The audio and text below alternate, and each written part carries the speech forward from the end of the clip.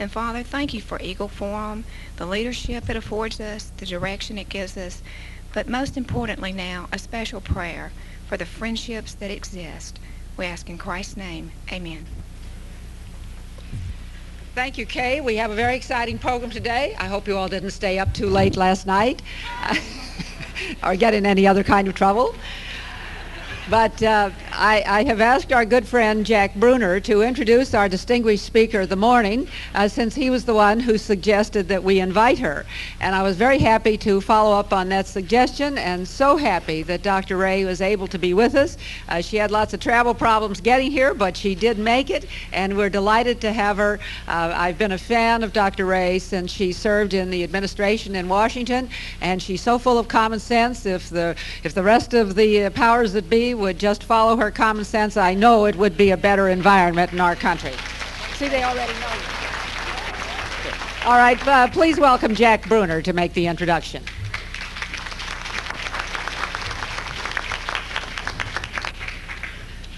She stole my thunder already. Thanks very much. I became acquainted with Dr. Ray and her book because I'm a mouthwash salesman. We make mouthwash under private label for Kmart and Walmart and Albertson and everybody else. Did you hear all those people I gave a plug to? We make private label mouthwash for Kmart and Walmart and Albertsons and Thrifty on the West Coast and Ecker down south. I guess I've covered everybody. A letter came to me about 2 years ago, from the Kmart people saying, "Dear Mr. Bruner, would you please take care of this?"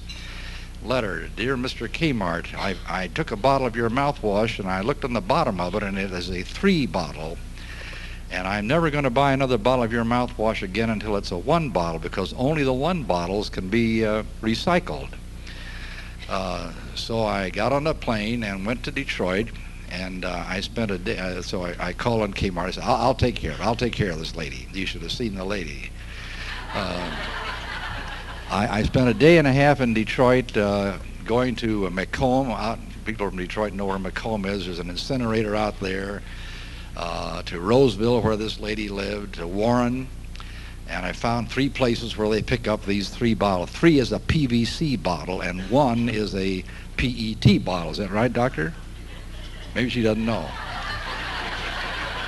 And all of the environmentalists said, "Oh, you must only use PET because that's the only thing that can be recycled." Well, they were wrong. PVC was. And so after spending a day and a half and finding 3 places where PVC could be picked up and recycled, I went to the lady's house, rang the doorbell, big sign outside, animals are humans too.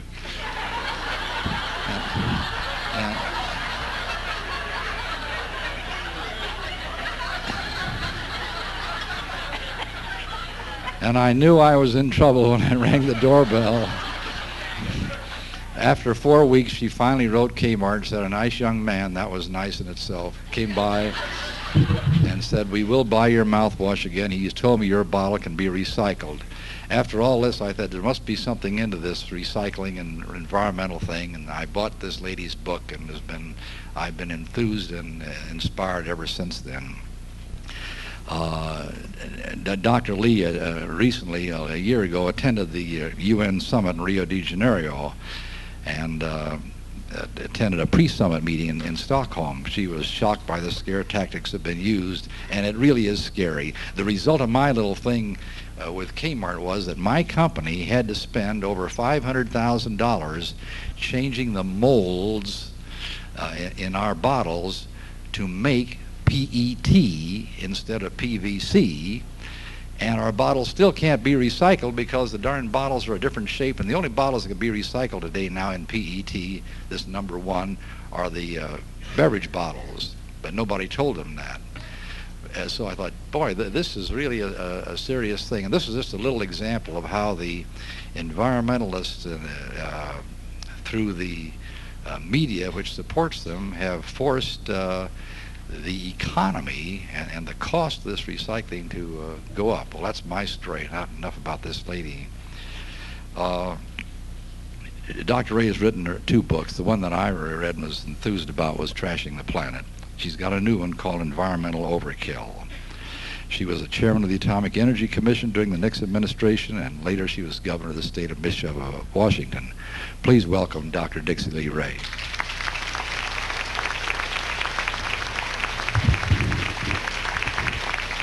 Thank you very much. Ladies and gentlemen, it's a real pleasure to be here this morning and see so many wide awake, enthusiastic people. On my time, it is now not quite 7:15. And if I seem a little sleepy, I am. But it's a pleasure to be here.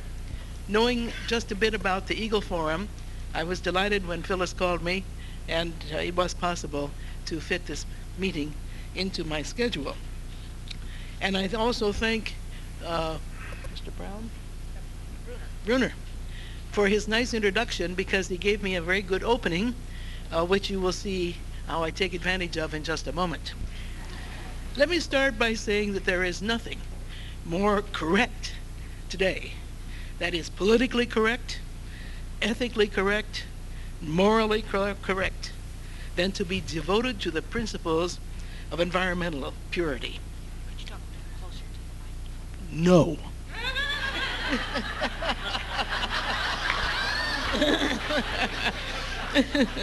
Ms. Shapley, if you have been attacked by as many newspaper and other media people as I have, and have them thrust microphones practically between your lips, you wouldn't like to get close to them either. Is that better? Can you hear me? Thank you. I didn't mean to be impolite, but you know, the early morning time, plus the fact that there's never enough time to say things, all the things that you want to, means that you get kind of blunt sometimes.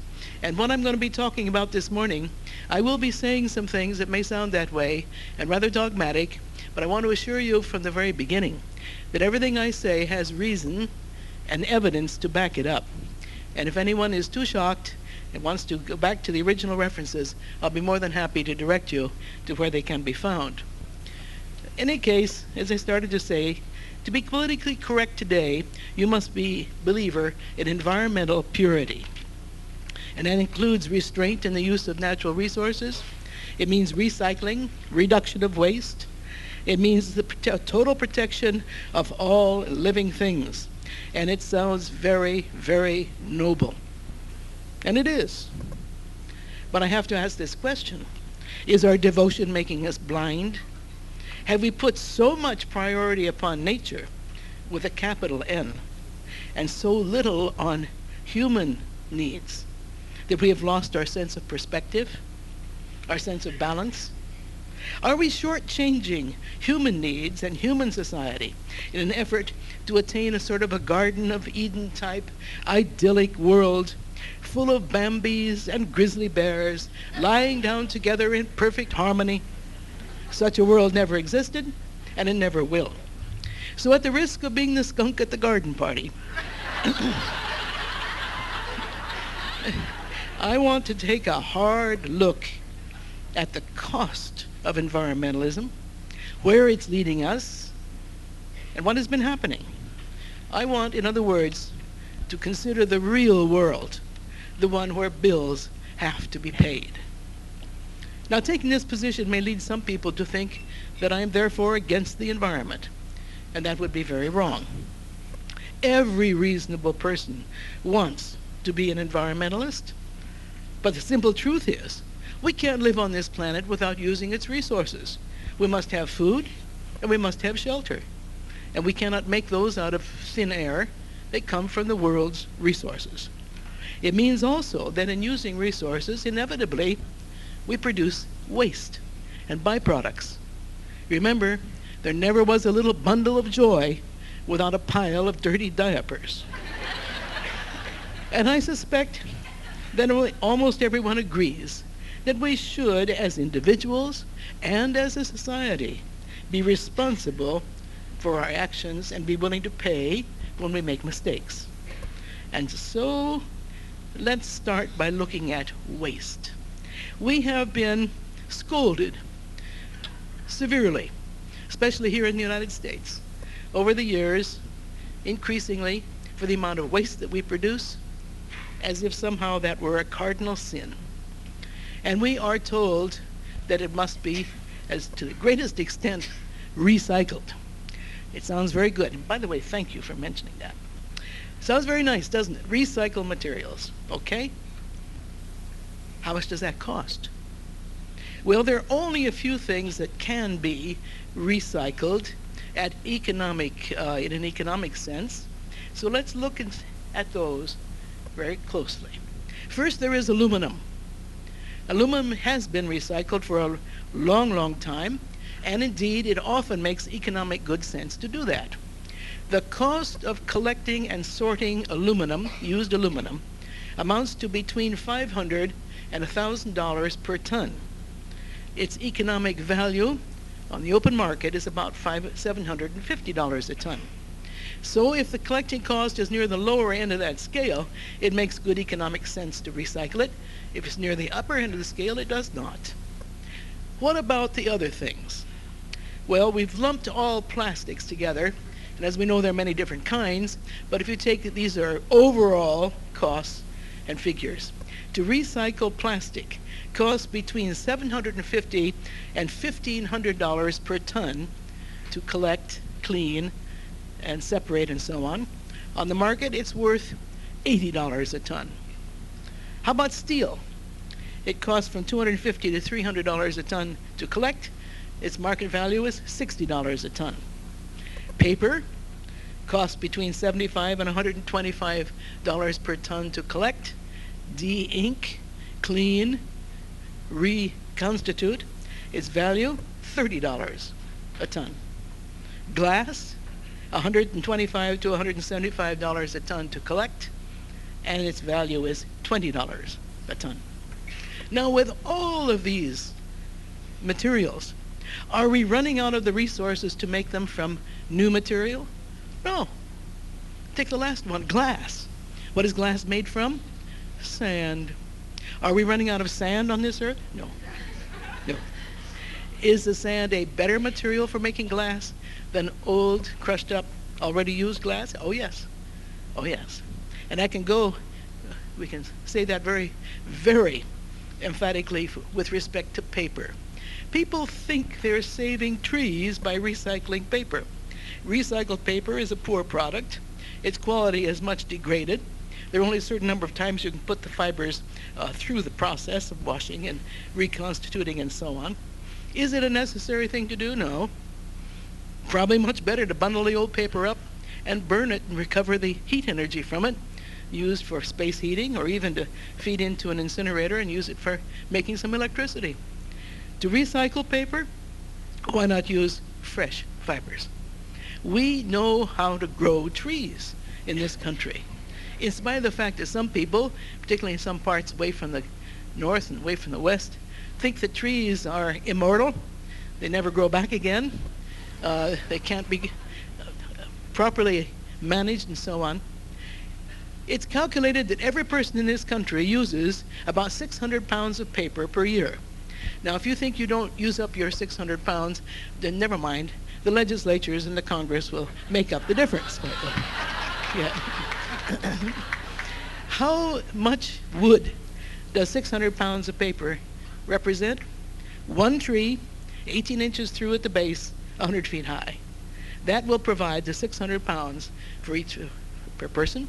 How many such trees do we have in this country? Several millions, both in the replanted, growing forests of both public and private lands, and even more so on the plantation-type forests where trees are grown for just that purpose. When trees are grown to make paper out of, why do we waste time and money and energy recycling it? Oh, there's a good reason for that. It makes us feel so warm and fuzzy. We think we're doing something good.